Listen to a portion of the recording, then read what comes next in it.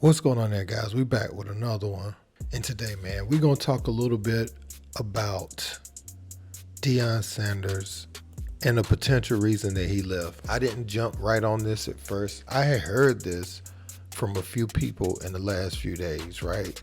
In Jackson, Mississippi. But, you know, some people be clowns online, and then some people, they hit your line. They be like, they'll say certain things, but you cannot take it to the bank, right? But according to several sources, Jackson State is going to be in trouble, y'all.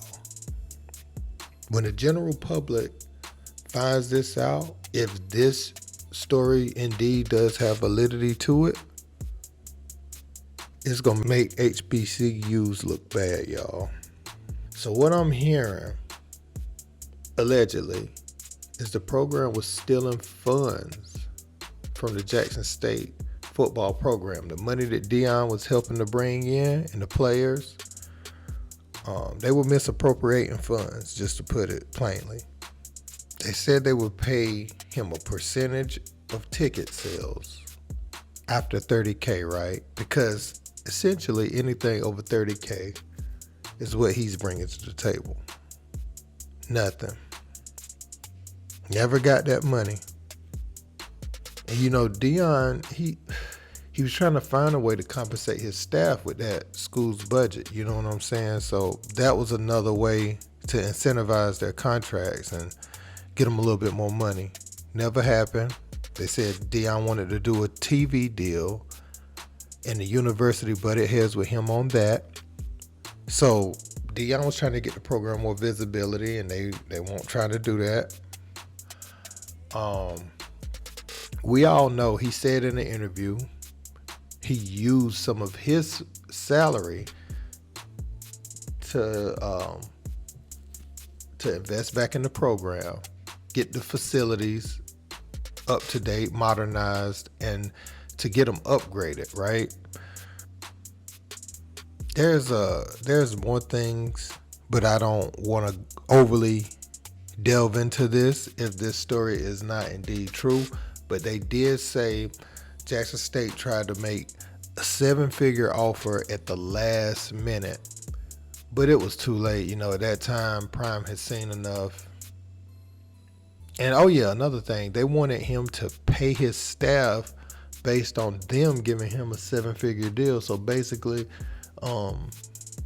he still was going to be making 6 figures based off of the new salary. But this is all alleged, right?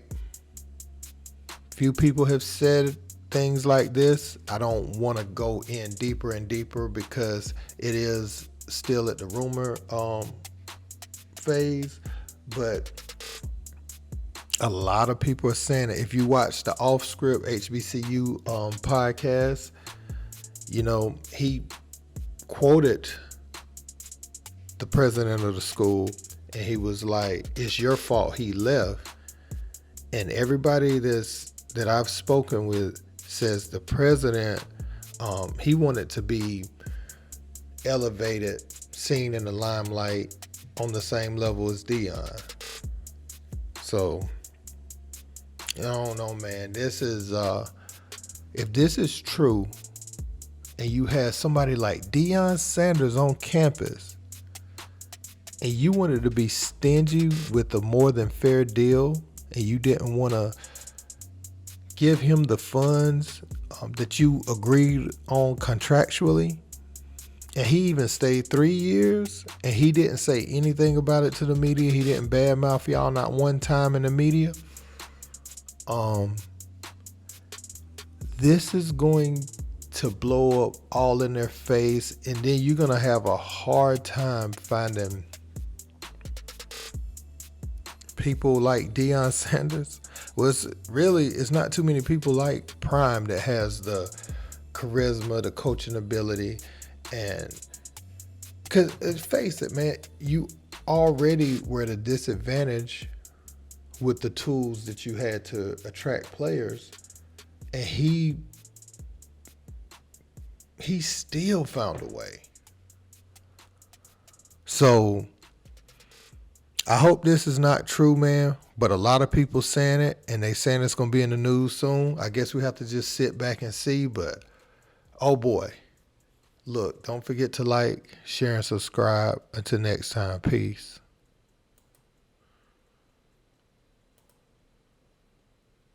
For people calling Deion Sanders a sellout, let's make one thing crystal clear.